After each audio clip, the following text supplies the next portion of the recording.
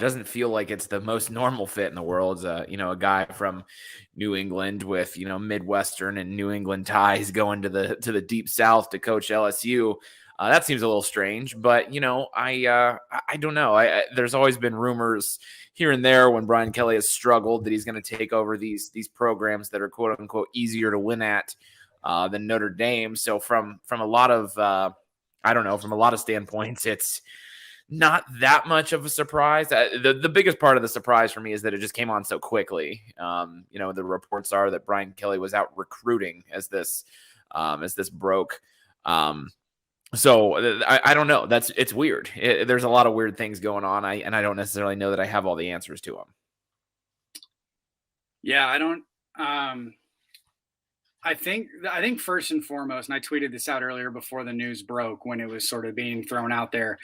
I think the biggest thing is that this is a much different job than when Brian Kelly took it over. So from that standpoint, I'm not upset like some Notre Dame fans and even analysts have shown on Twitter platforms or the social media platforms and on message boards and stuff like that tonight. I think Notre Dame's going to hire someone very good, well respected, and someone that's going to lead the program. And maybe there'll be a tiny hiccup or two along the way, because I think that's always expected. Maybe the recruiting class doesn't fully stick together, which I think is important to note as well, regardless of who they hire.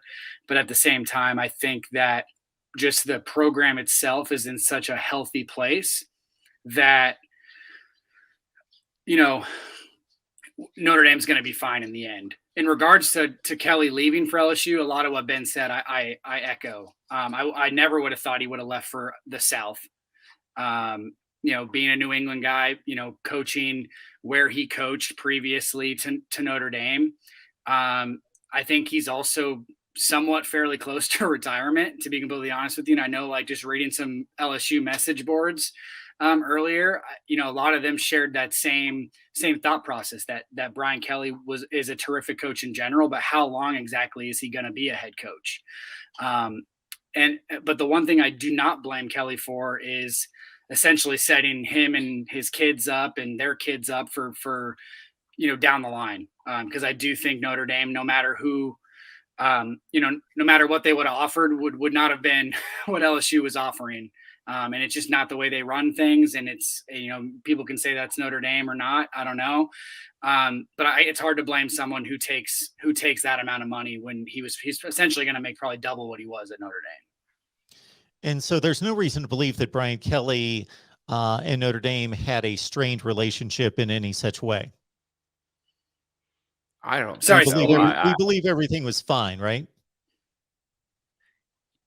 Yeah, I don't think that there was any like bad blood there. I mean, and I don't think. I mean, I don't want to speak for Nathan, but I don't think that that's really ever been something that's been talked about. Now, is he frustrated behind the scenes about, maybe not being able to recruit this kid or that kid or whatever? That's probably the extent to which I would go. But as far as bad blood goes, I think that honestly, Jack Swarbrick and Brian Kelly had a great relationship. I mean, Swarbrick could have probably fired him a time or two, and that would have been understandable at the time. So no, I don't think that I don't think that there's bad blood there. I'll let Nathan kind of weigh in on that part. I think there's bad blood now. I do not think there's bad. Yeah, I don't think there was bad blood previously. To echo a lot of what Ben said, I don't think this was necessarily about recruiting and the idea that Notre Dame can't win a national championship. If anything, I think bringing in Marcus Freeman as a defensive coordinator and seeing what he's done on the recruiting trail this cycle specifically and for 2023, it shows that Notre Dame can absolutely compete for a national title. So I don't really think it had to do with that.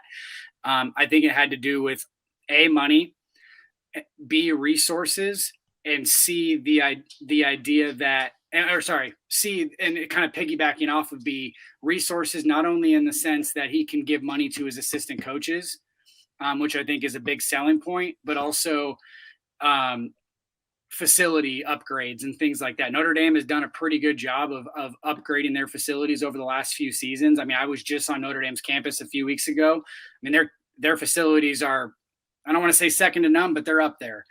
But the SEC is a different animal when it comes to that kind of stuff. And again, I know there's some comments rolling in that, what does LSU have that Notre Dame doesn't?